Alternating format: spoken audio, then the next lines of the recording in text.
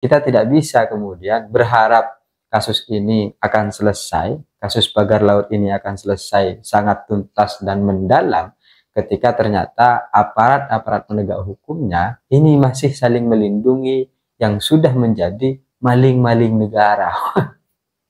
Repot jadinya gitu. Ya gimana kita berharap bahwa Bareskrim bilang, oh enggak, ini hanya tentang pemalsuan surat lahan. Nggak ada tuh kerugian negara di dalam kasus pagar laut.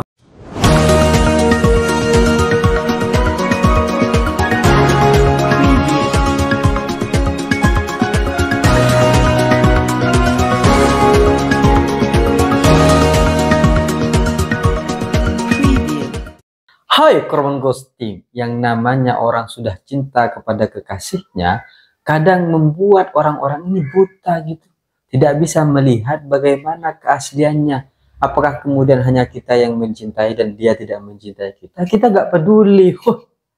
Seolah-olah dunia ini sudah senang ketika kemudian semua cinta itu bisa kita berikan. Sampai kita lupa bahwa sebenarnya ya dia nggak suka sama kita. Kasus-kasus itu kemudian akhirnya tidak dilihat gitu, karena cinta sudah membutakan pandangan-pandangan kita. Hal ini sama seperti kasus-kasus pagar laut yang sampai hari ini tidak menemukan kejelasan sedalam mana pengusutan tuntas kasus pagar laut ini gitu, karena para penegak hukumnya sudah terlanjur cinta kepada orang-orang yang selama ini sudah mengambil berbagai macam keuntungan dari negara. Mereka sudah cinta buta gitu sampai tidak melihat bahwa ada kasus korupsi di dalamnya. Setelah beberapa hari, beberapa bulan, kemudian semuanya berjalan begitu saja, kasus demi kasus, kemudian mulai bergantian. Mulai dari korupsi, peristiwa-peristiwa lain, sampai Hari Raya Idul Fitri, dan sekarang kita masuki bulan Syawal dengan segala problematikanya, antara bos, matahari kembar, dan lain sebagainya. Sampai kita lupa pada satu hal tentang kasus pagar laut yang belum juga kunjung selesai. Pagar laut semakin lama semakin tidak terdengar dan menyisakan berbagai macam pertanyaan-pertanyaan. Gimana sih dan seperti apa sebenarnya kelanjutan dari kasus pagar laut ini? Ternyata ada dua pandangan yang kemudian berbeda, dan ini berasal dari aparatur penegak hukum kita, Kejaksaan Agung dan Bareskrim Polri. Wah, ini ada dua pandangan nih gitu. Ternyata tidak bersepakat dalam satu pandangan. Sehingga kasus pagar laut ini masih ada dialektika. Masih ada pembahasan-pembahasan lebih lanjut antara Bareskrim Polri dengan Kejaksaan Agung. Jaksa Agung Muda Pidana Umum Jampindum Kejaksaan Agung itu menjelaskan bahwa ada kerugian negara di dalam kasus pagar laut ini, sehingga ini masuk dalam tindak pidana korupsi, ada indikasi korupsi di dalamnya.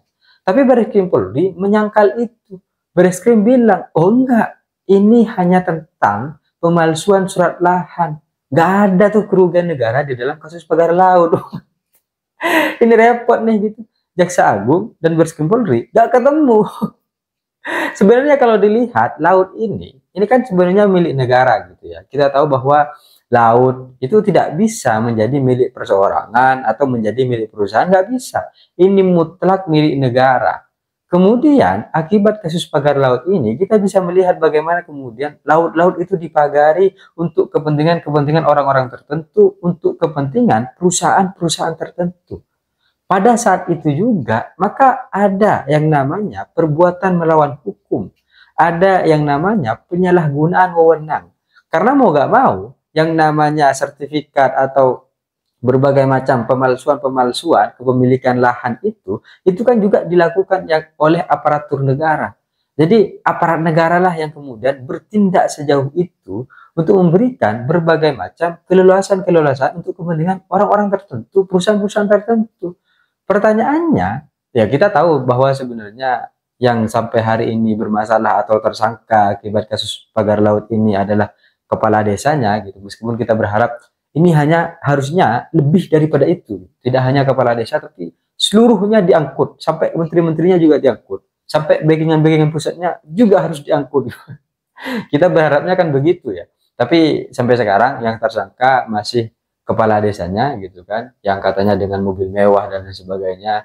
Ya, kita selalu melihat ini sebagai tumbal dari berbagai macam peristiwa-peristiwa, kasus-kasus besar yang kemudian dilaksanakan oleh pemerintah pusat dengan oligarki-oligarki yang kemudian ada di Indonesia. Karena tidak mungkinlah kepala desa berani melakukan ini sendiri tanpa ada backingan-backingan tertentu dari orang-orang yang pada saat itu memiliki wewenang-wewenang yang cukup kuat dan sangat kuat, seolah-olah kasus ini tidak akan pernah terungkap, kasus ini tidak akan pernah menimpa dirinya. Sehingga hal itu dilakukan. Dan dari hal ini sebenarnya sudah ada berbagai macam penyalahgunaan wewenang, kemudian penerobosan perbuatan-perbuatan yang kemudian melawan hukum, karena jelas laut itu adalah milik negara, dikelola oleh negara, dan nggak boleh diberikan atau menjadi milik perseorangan atau perusahaan, nggak boleh gitu.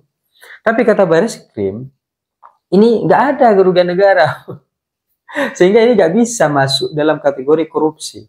Kemudian Bareskrim ini menyerahkan berkas kepada Kejaksaan Agung. Kemudian akhirnya setelah dibaca oleh Kejaksaan Agung, ternyata Bareskrim itu tidak menyatakan kalau di dalam ini ada tindak pidana korupsi, kalau di dalam ini ada indikasi korupsi.